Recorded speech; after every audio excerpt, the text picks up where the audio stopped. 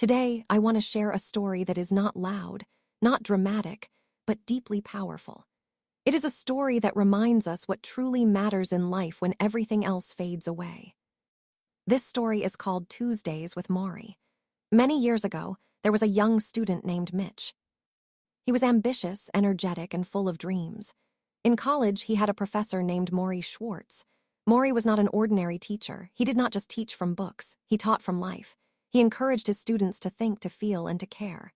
On the last day of college, Mitch promised Morrie that he would stay in touch.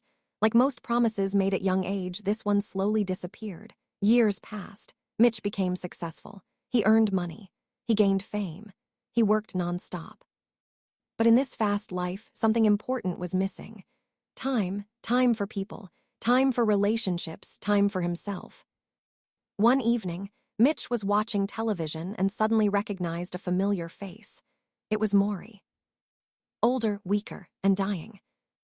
Morrie was suffering from ALS, a terminal disease, a disease that slowly shuts down the body while the mind remains fully awake. Morrie knew he did not have much time left. Instead of hiding, he decided to use his remaining days to teach one last course. The subject of this course was life. Mitch visited Morrie. They began meeting every Tuesday, just like college days. Only this time there were no exams, no grades, and no pressure. Only honest conversations. On their first Tuesday, they spoke about death. Morrie said something simple but shocking. He said that accepting death is the best way to learn how to live. When you know your time is limited, you stop wasting energy on things that do not matter. On another Tuesday, they spoke about money and success. Morrie explained that society teaches us to chase more money, more status, more power. But he said that chasing these things never makes people feel complete. According to Morrie, real wealth is feeling loved and being able to love others. One Tuesday, they spoke about relationships. Morrie believed that love is the center of life. Without love, we are emotionally empty.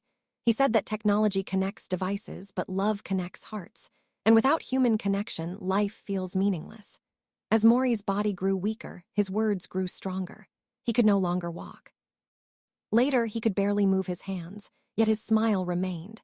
He said that suffering is not something to run from, it is something to understand. Pain, according to Morrie, can soften the heart instead of hardening it. One Tuesday, they spoke about fear. Morrie said most people fear losing things they do not truly own. Time, youth, health. He believed that fear disappears when we accept change as part of life. As death came closer, Morrie did not speak with bitterness. He spoke with gratitude. He was thankful for every conversation, every visitor, and every moment. Even in his final days, he was teaching. Teaching without a classroom, without a blackboard, without notes. On their final Tuesday, Mitch understood something deeply. Success without meaning is empty. A busy life without love is lonely.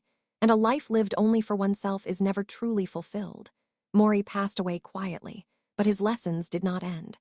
They lived on through Mitch and through everyone who listens to this story. The greatest lesson Morrie left behind was this: when you learn how to accept death, you finally learn how to live. If this story made you pause, if it made you reflect, then Morrie is still teaching. And maybe this Tuesday became a lesson for you too. Thank you.